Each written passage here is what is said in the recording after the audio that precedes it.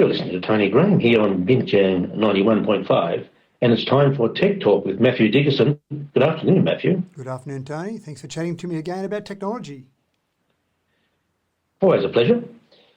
Now, the first thing I'd like to discuss with you is some changes to Microsoft Word, and there's changes in the offing, and that's due to them wanting to keep up to date, I believe, with Google Docs. Is that right? I think that's actually spot on, Tony. It's a fair change, isn't it? Many years ago, Word was the king of word processing documents, and Google came along and started to introduce a few little programs, including Google Docs, and they were seen as a little minnow that had a lot of catching up to do and no one was using it.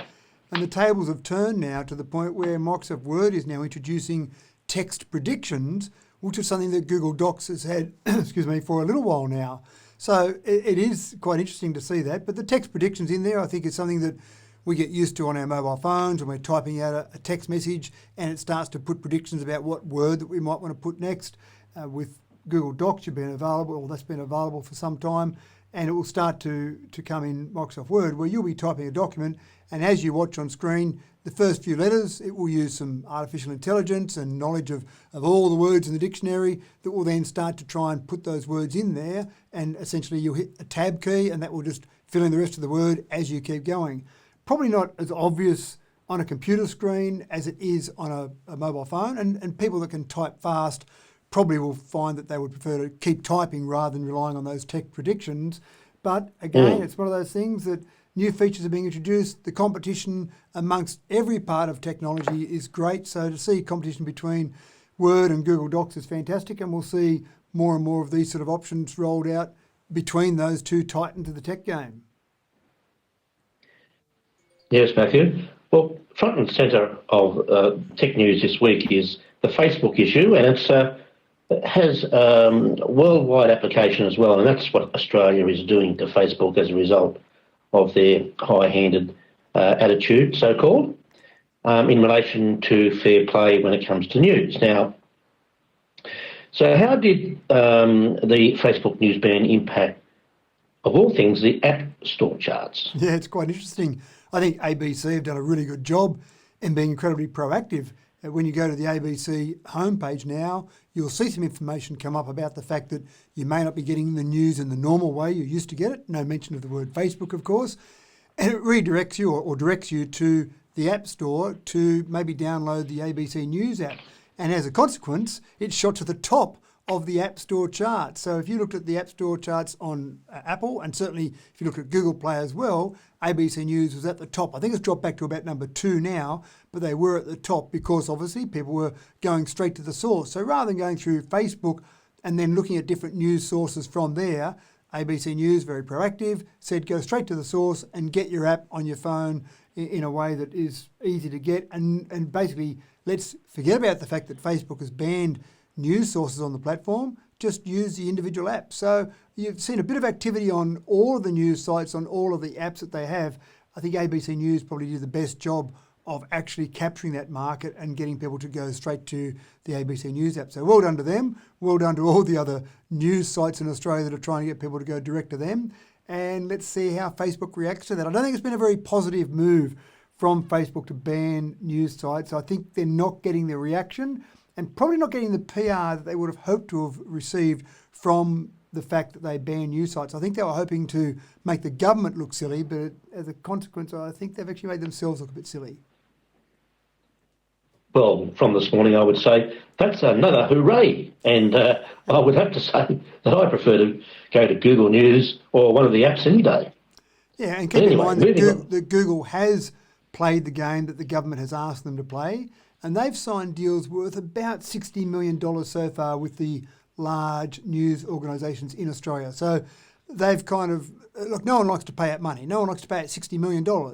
But they've basically seen the fact that, well, it's something that seems necessary. We'll just play the game and we'll go and pay the money, continue on. And I think Google have come out of this looking a lot better than Facebook. They surely have. And the big question now, what's the latest move by the government in the ongoing feud with Facebook? Matthew? Yeah, and look, I think it sounds like a bit of tit for tat, but I think in this case it probably is justified. the federal government has said that they're stopping all advertising on Facebook while ever Facebook is banning news for Australians. Now, the federal government spent about $10 million last year with Facebook. So, look, Facebook's a large company. They derive hundreds of millions of dollars of advertising revenue from the platform. So $10 million is not going to send them broke. But $10 million, surely Mark Zuckerberg will notice $10 million hit to the bottom line.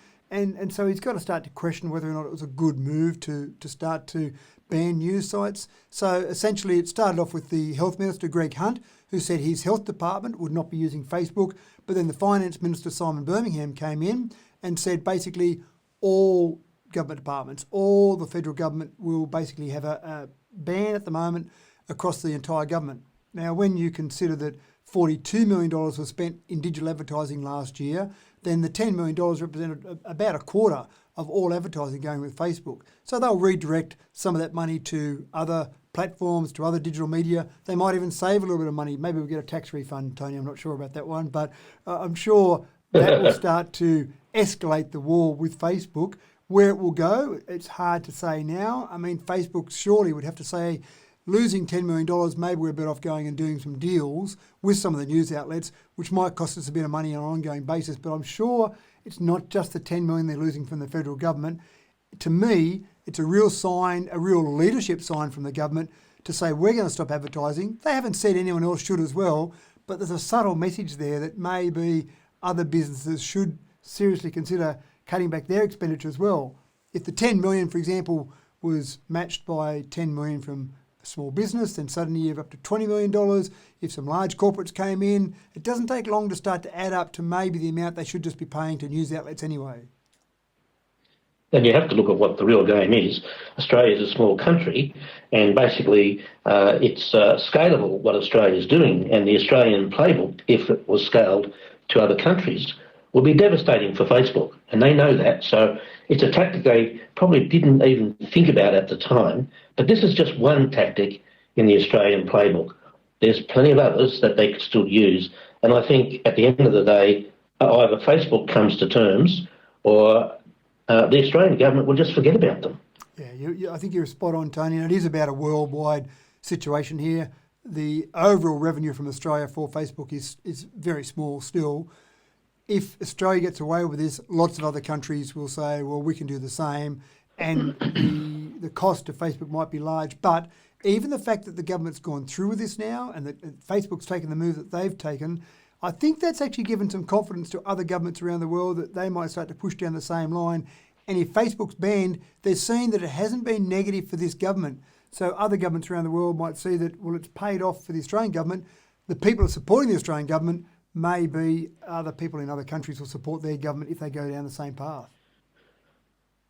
And I declare Google the winner in this battle, and you'll be listening to Tech Talk on Binjang 91.5 with Matthew Dickerson. So stay tuned next week for the morning and the afternoon session. And now it's back to all the great music and information on our great station. Thanks, Tony. We'll talk again next week, see where this has developed to. Yes, thanks, Matthew. It was Facebook week this week.